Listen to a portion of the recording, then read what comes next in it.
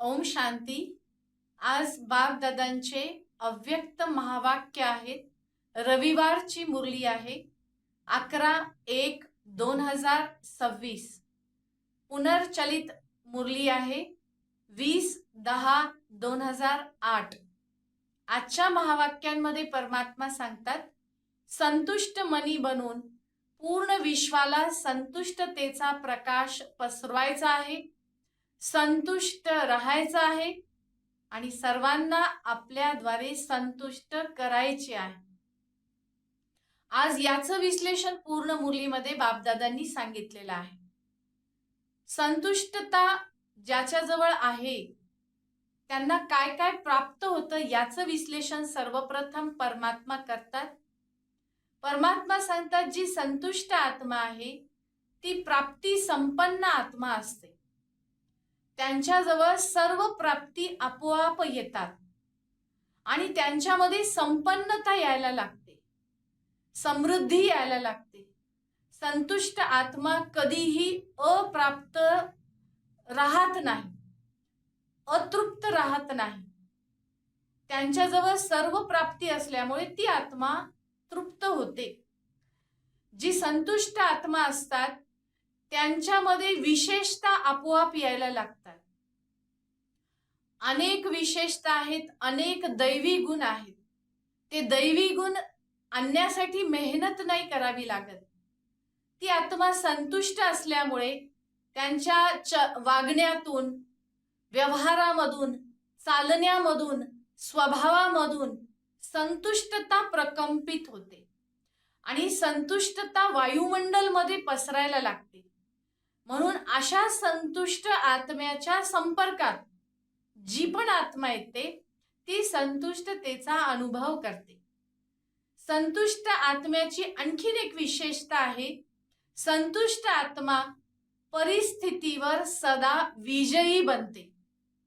कारण माया विविध प्रकारे जरी प्रभाव टाकत असली किंवा प्रकृतीचे प्रकोप जरी असले तरी संतुष्ट आत्मा स्वस्थितीच्या बळावर परिस्थितीवरती विजय प्राप्त करते आणि त्यामुळे ती सदा विजयी राहते, सफल होते.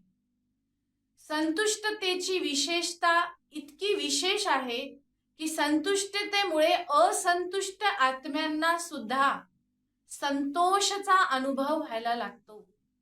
म्हणून परमात्म्याने महावाक्यांमध्ये पुढे सांगितलं, आपण स्वतः चेक करा की स्वपरिवर्तक आहात का? सदा स्वपरिवर्तक आहात? सदा संतुष्ट आहात का कधी कधी संतुष्ट आहात?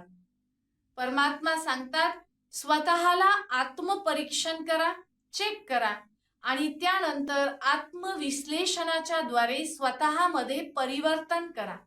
चेक आणि चेंज. जेव्हा आत्मपरीक्षण कराल तर आत्मपरिवर्तन करणे सहज आहे. बाबा सांगतात, आठवणीत राहणारा आत्मा सदैव बाबांपासून खजाना प्राप्त करत राहतो आणि सेवेसाठी सतत तत्पर राहतो. संतुष्ट आत्मा सेवेमध्ये कधीही अतृप्त राहत नाही, सेवेमध्ये कधी कारण सांगत नाही, सेवेसाठी सदैव तत्पर राहते. परमात्मा सांगतात की प्रिय तो जो परमात्म्याशी अनुकरण करेल. परमात्मा जे सांगतात त्याला ॲक्युरेट फॉलो करेल, अनुकरण, कॉपी करेल. परमात्मा सांगतात, अनुकरण करणे अवघड नाही, परंतु एक वाक्य आपल्याला लक्षात ठेवायला सांगितलं की आत्मा समजून मला परमात्म्यांना आठवण करायचं आहे.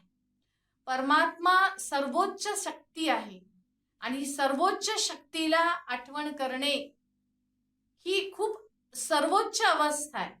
परंतु परमात्मा सांगतात, सर्वात महत्वाचं वाक्य, जेव्हा स्वतःला आत्मा समजाल तेव्हाच परमात्म्यासोबत आपला संबंध जुटणार आहे.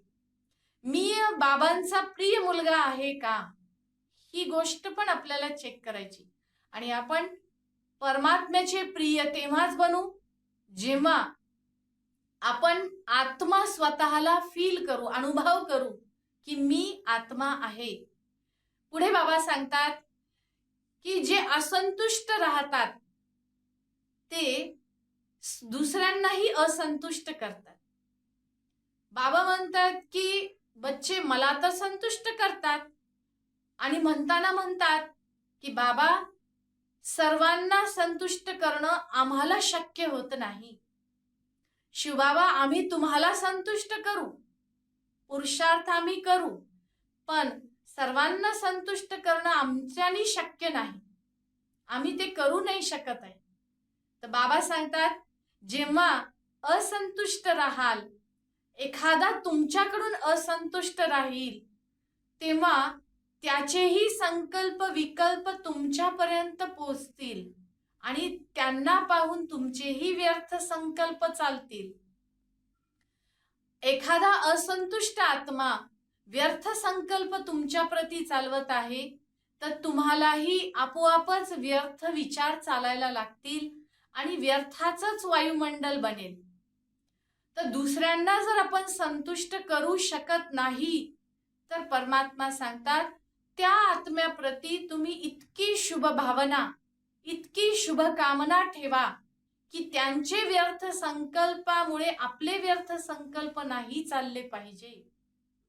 खूप सूक्ष्म गोष्ट परमात्म्याने आज सांगितली, ऍक्शन गेट्स रिएक्शन. जर व्यर्थ विचार त्यांचे आपल्यापर्यंत पोहोचत आहेत तर आपलेही व्यर्थ कधीतरी चालतील. म्हणून आपले व्यर्थ संकल्प चालू नयेत.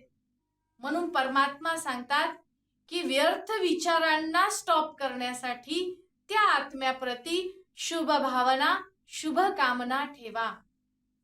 दुसरी गोष्ट बाबा सांगतात, कित्येक वेळा मुले म्हणतात की बाबा त्यांनी चूक केली म्हणून आम्हालाही फोर्स आला, इच्छा नसतानाही आम्ही फोर्सनी बोललो, करायचं नव्हतं पण माझ्याकडून ते कर्म झालं.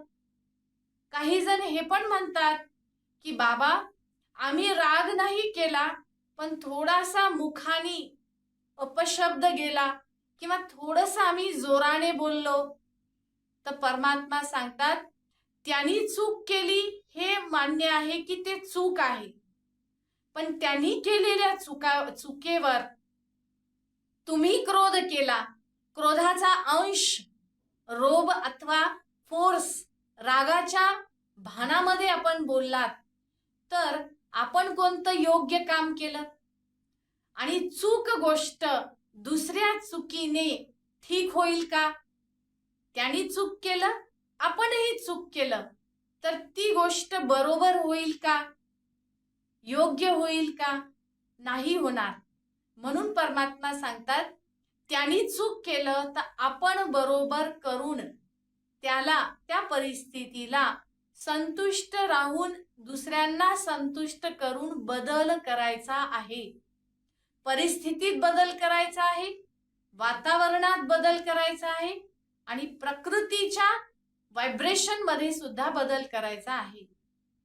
परमात्मा पुढे सांगतात आजकालच्या वेळेनुसार आपल्याला जोरात बोलायचं नाही, यावरती लक्ष ठेवायचं.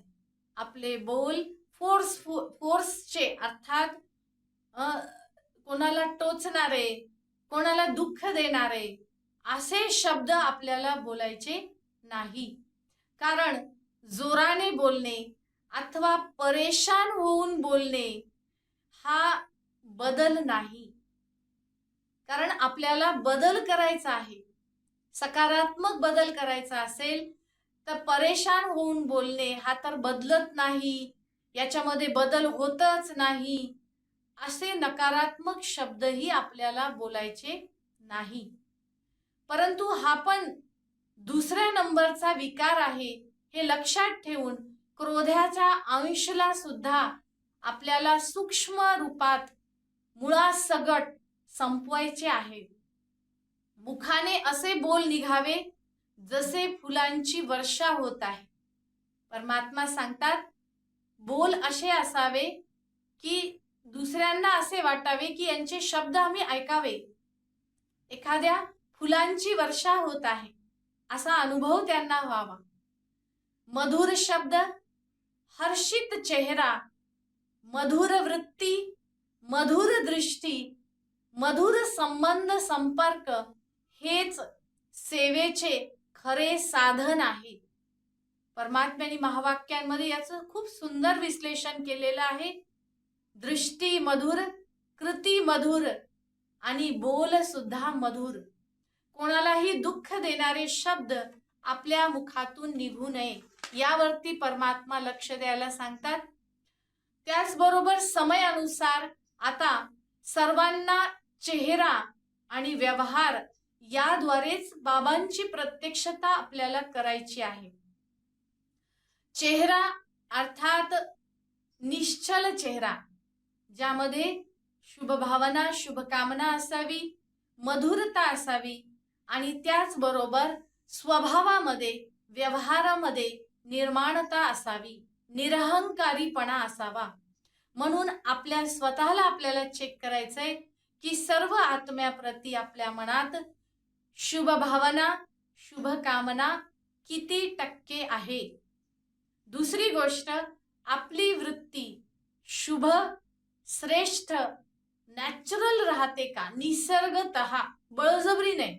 कोणाला दाखवण्यासाठी आपण हसतोय का, आपला व्यवहार बदलतोय का, दुसऱ्यांच्या मनावरती प्रभाव टाकण्यासाठी आपण तसं वागतोय का, आपला स्वभाव नॅचरल तसा आहे. नॅचरल स्वभाव जर असेल, संतुष्ट राहण्याचा, हर्षित राहण्याचा, सर्वांना सुख देण्याचा जर स्वभाव स्वतः सरळ असेल, तर बाबा म्हणतात की त्यांच्या सरळ स्वभावामुळे, नॅचरल दृष्टी, स्वभाव, वृत्ती शुभ असल्यामुळे वातावरणामध्ये बदल होईल आणि विश्वाचं परिवर्तन सहज होईल. पुढे परमात्मा सांगतात, बापदादा प्रत्येक मुलांना विजय माळेचा मणी पाहू इच्छितात. बाबा म्हणतात, मनसा वाचा कर्मणा, व्यवहारामध्ये, संबंध संपर्कामध्ये विजयी बना. मग बाबांच्या हृदयाच्या माळेमध्ये आपल्याला स्थान मिळेल. बाबांच्या हृदयामध्ये एक विशेष मणके, माळेंची माळा आहे, जी विशेष मणके त्यामध्ये आहेत, मणी आहेत. आणि ते मणी कोण?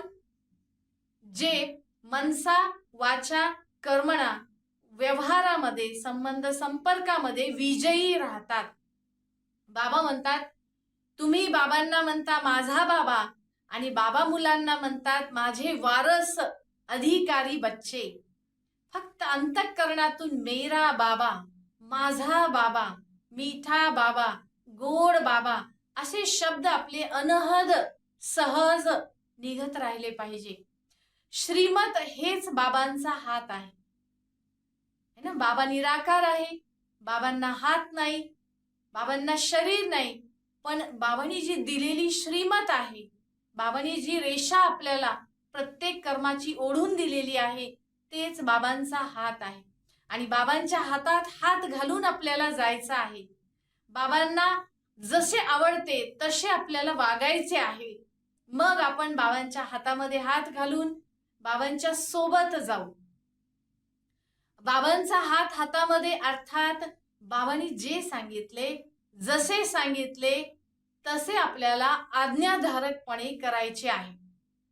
उठण्यापासून, चालण्यापासून, जेवणापासून, झोपेपर्यंत बाबांनी प्रत्येक कर्म, ब्रह्मा बाबांनी प्रत्येक कर्म करून दाखवले. आपल्याला त्यांचं अनुकरण करायचे आहे. जितके आपण अनुकरण ॲक्युरेट करू, जसाच तसे, तितके आपण बाबांच्या हातात हात घालून सतयुगात मध्ये सुद्धा श्रीकृष्णाच्या सोबत आपण जाऊ. स्वराज्य अधिकारी आहात ना, तर आपलं स्वराज्य आपल्याला विसरायचं नाही. स्वराज्य अर्थात कर्मेंद्रियांचा आपण आत्मा राजा, हे आपल्याला विसरायचं नाही. बाबांनी खूपदा इशारा दिला की वेळ अचानक येणार आहे आणि वेळ नाजूक येणार आहे, म्हणून आपल्याला तयार राहायचंय. आणि तयारी कोणती करायची आहे? 1 सेकंदात अशरीरी बनण्याचा अभ्यास. जितका अशरीरी बनण्याचा अभ्यास असेल सहज देहापासून न्यारा बनण्याचा अभ्यास असेल तितका आपण बाबांचे प्रिय बनणार आहोत. बाबा म्हणले सायन्सच्या साधनांनी दूरची वस्तू आपल्याला जवळ सहज दिसते, तसं बाबांच्या अंतःकरणावर चढणे, बाबांच्या समीपतेचा अनुभव करणे, यासाठी अशरीरीपणाचा अभ्यास, देहापासून न्यारा होण्याचा अभ्यास आपल्याला करायचा आहे. शेवटी बाबा वरदानामध्ये सांगतात, एकत्र स्वरूपाच्या स्मृतीमध्ये आणि स्थितीमध्ये राहायचे असेल तर कल्पकल्पांतरचे अधिकारी आत्मा आहोत ही स्मृती ठेवायची आहे. आपणच होतो, आपणच आहोत आणि आपणच बनणार आहोत हा दृढ निश्चय ठेवायचा आहे आणि कल्पकल्पांतरचे अधिकारी आत्मा बनायचे आहे. स्लोगन, स्वतःचे शिक्षक बना तर कमजोरी आपोआप संपून जाईल. स्वतःचे शिक्षक बना तर कमजोरी, अवगुण आपोआप संपून जातील. ओम शांती.